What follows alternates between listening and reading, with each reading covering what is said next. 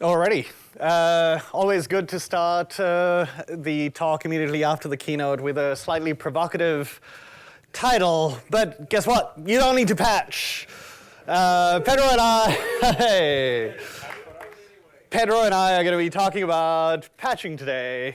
My name is Jasvir. I go by Jazz. That's what you should call me. I've worked with and for a large number of small and large tech companies around the Bay Area. All the security, all the time. And I am Pedro Fortuna. I'm CTO and co-founder at JScrambler. I do AppSec. And sometimes I do talks. So let me start with a question to you, Jazz. Don't you think that some companies are obsessed with patching, like that's the only thing they care about?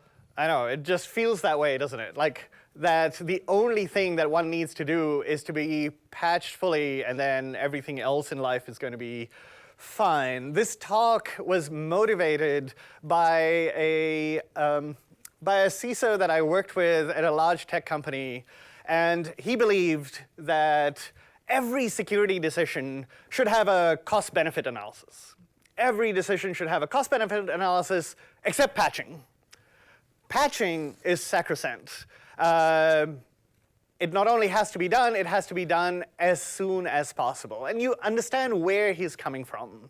So the talk today is going to talk about why patching is hard, why it's not always possible, but also what else you can do in order to make the blast radius from unpatched software be slightly smaller so that whilst you're racing to patch software, you're not vulnerable. And I'm going to start with talking about the limitations of patching. Patching is hard, right? We all agree. Patching is hard. Not only does it take a long time to prepare a patch, the tasks involved with testing the patch, making sure that it's functional, it doesn't break your software, that it's performant, and then after you've done all of that, you still need to roll it out, and sometimes you have a reliance on vendors or third parties, or sometimes even teams in your organization that you don't control and that don't believe the same way that you do that this patch rolling out is super critical. Not only that, once you've done all of these things, after you've done all of the hard work, you roll this patch into production, and it turns out the patch does not even fix the security vulnerability that you had in the first place, right? I am sure all of you will like nod and smile. Yep, you've all seen this happen. Which brings me to the question, like, why do we end up patching? And like every single talk at BSides this year, I turned to ChatGPT, and this was my attempt. I was like, hey, can you just write this talk for me? And even in AI was like, no, dude, the premise you're pushing is immoral.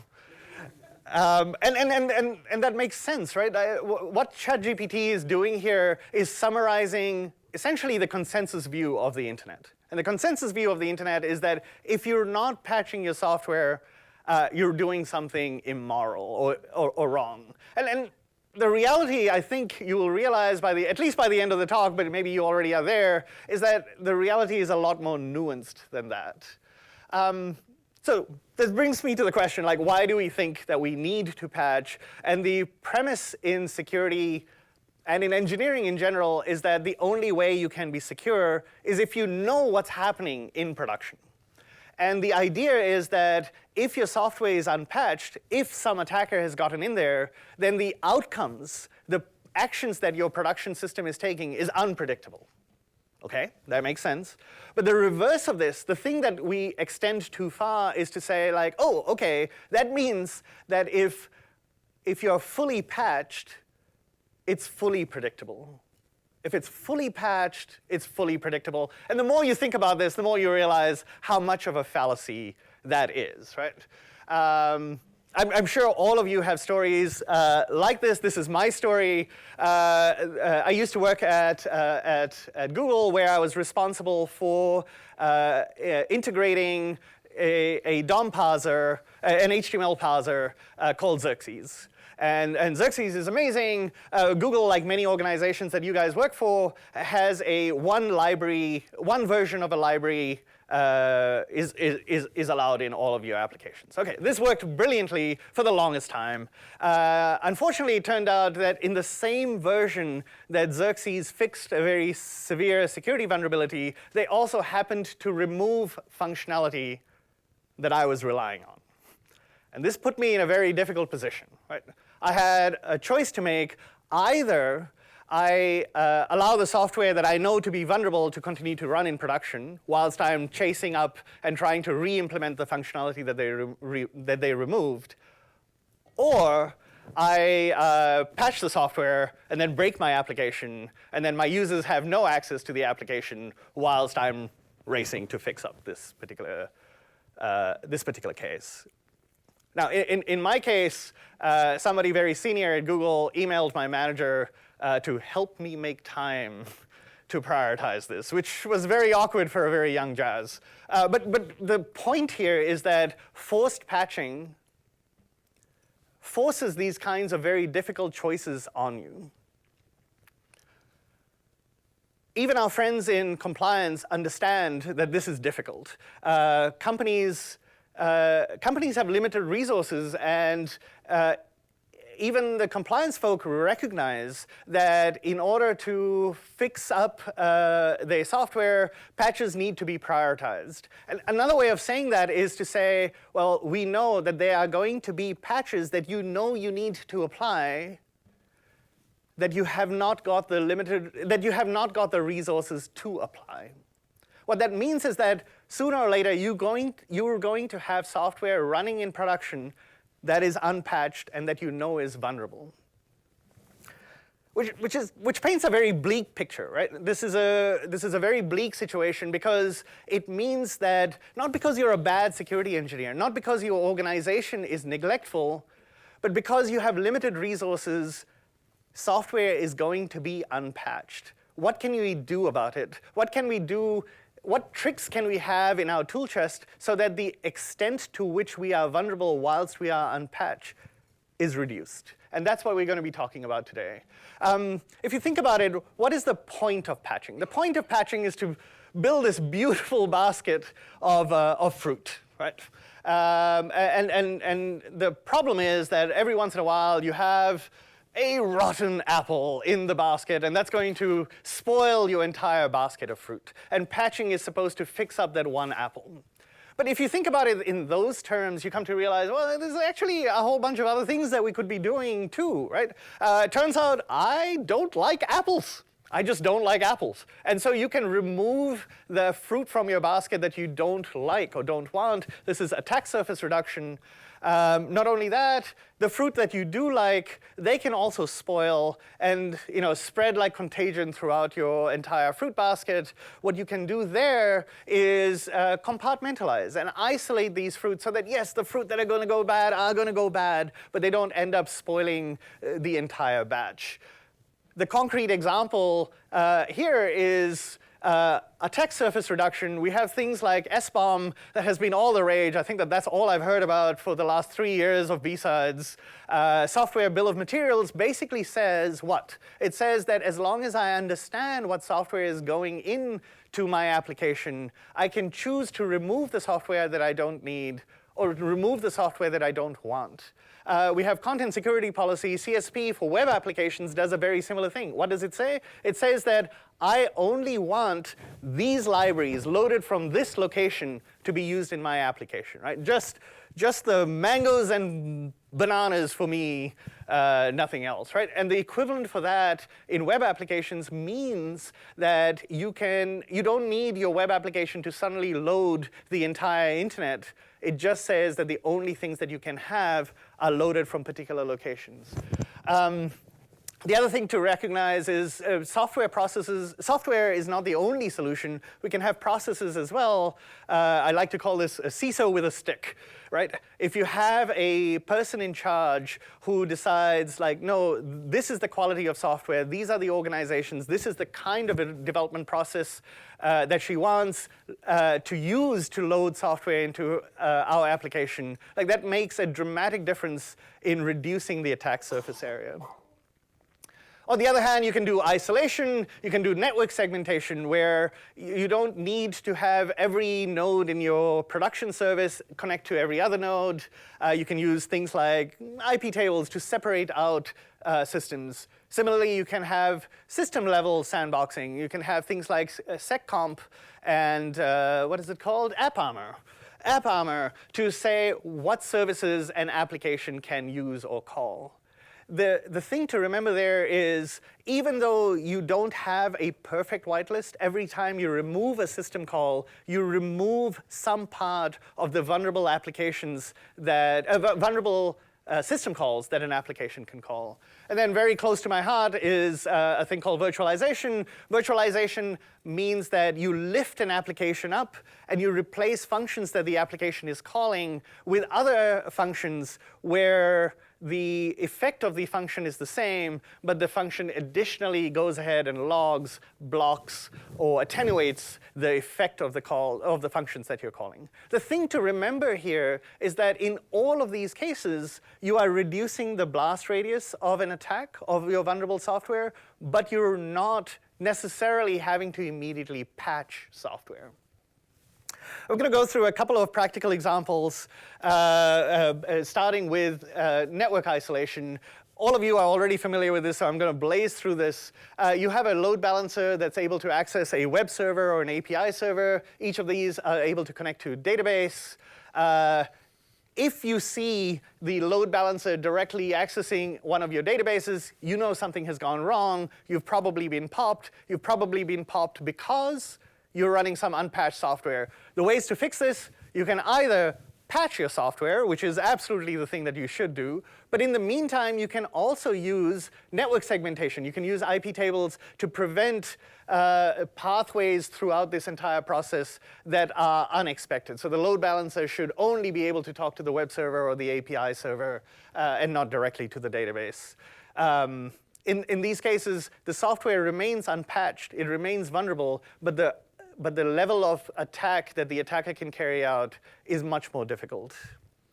So our second example is a system-level isolation, and for that we've chosen ImageMagick, which is widely used by web apps and notoriously plagued by vulnerabilities. So we specifically selected a command injection vulnerability that was branded with the image tragic.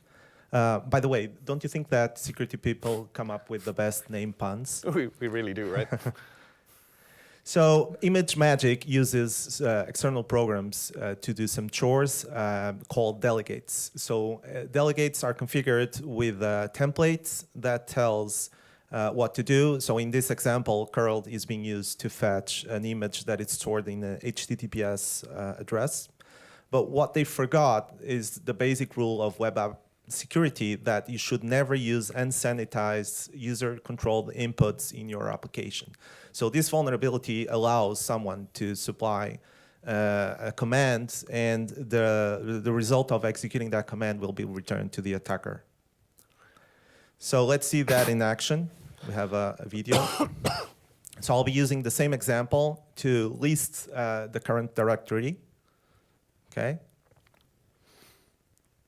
And now let's run ImageMagick, and there you go. You have an interesting file called secret text. Let's see if we can look inside by changing the command, running that again, and you can.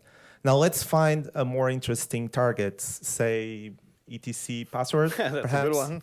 Yeah. All right. I'm sorry, you have to see me type very slowly. Okay, there you go. So it's not a surprise that it worked.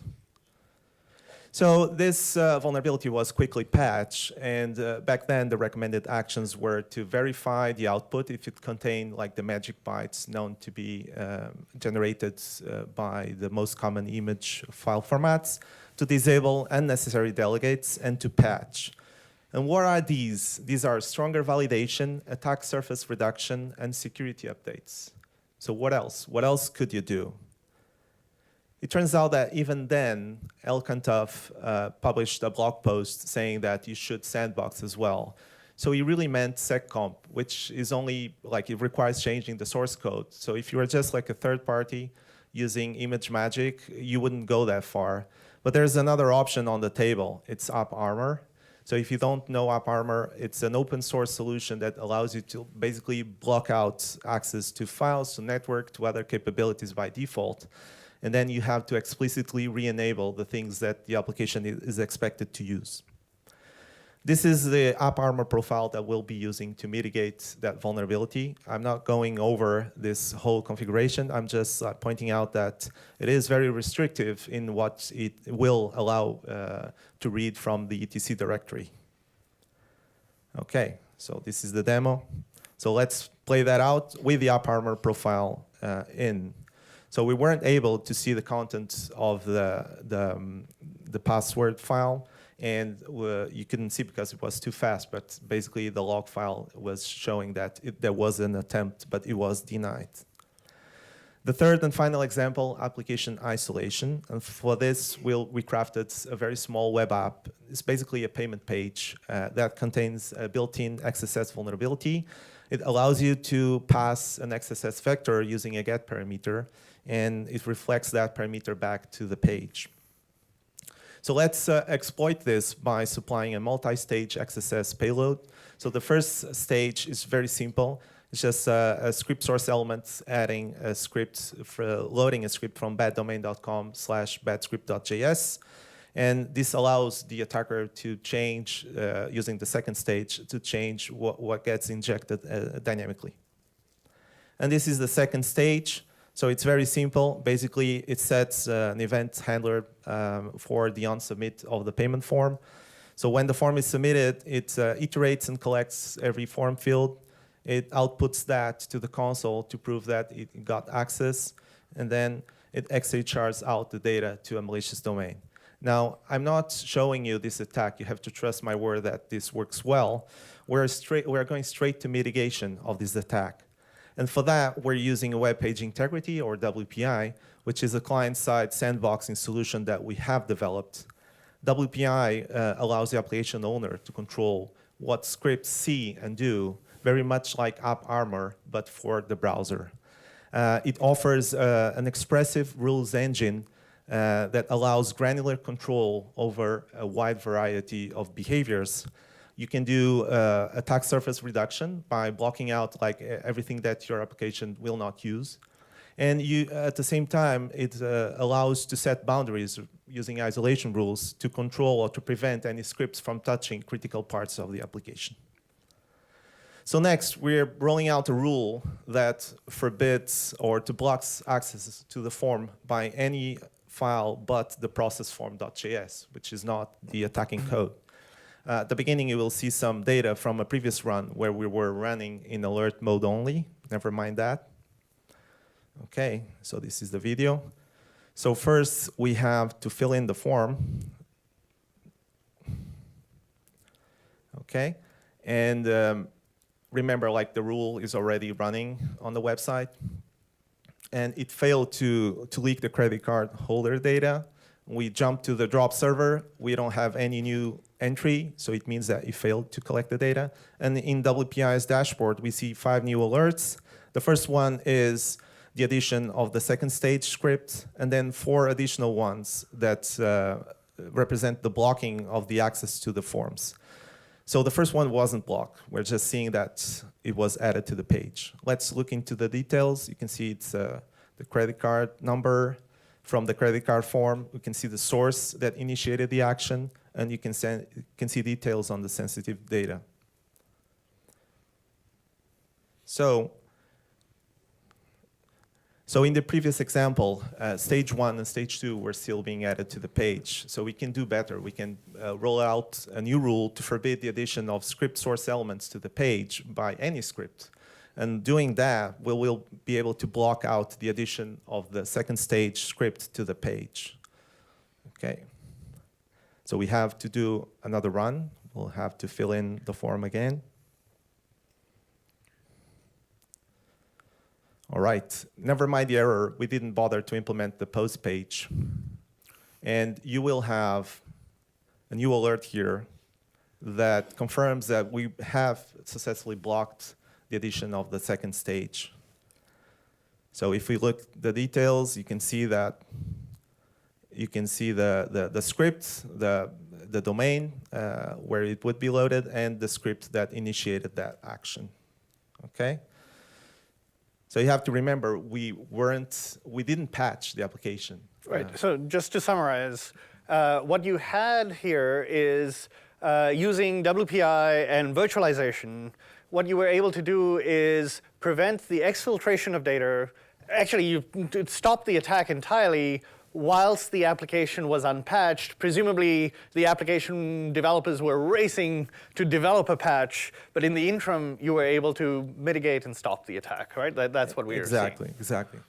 So we're reaching the end of our talk. And so patching remains an important part of every company's cybersecurity strategy, but it's not always the best solution or the most practical. There are alternatives like reducing the attack surface or isolation that can complement patching and sometimes save the day when patching will not. You can think of other options, I'm sure, but hopefully by now we have convinced you that these two can be highly effective. So if by leveraging these alternatives and implement them where appropriate, companies can have a better security posture and be better prepared against like new threats coming in. Anything that you want to add, Jas? These people are 25 minutes late to their patching. So this morning at breakfast, somebody said, "Oh, your title of your talk is clickbait."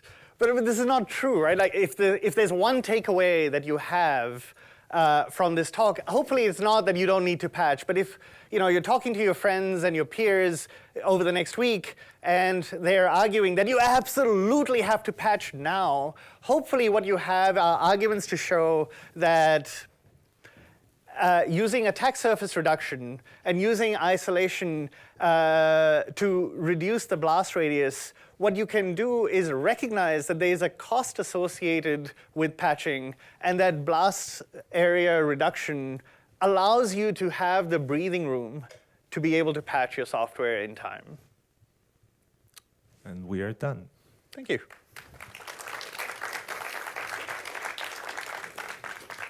We have time for a couple questions from the audience. If you've got questions, raise your hand and I will come to you.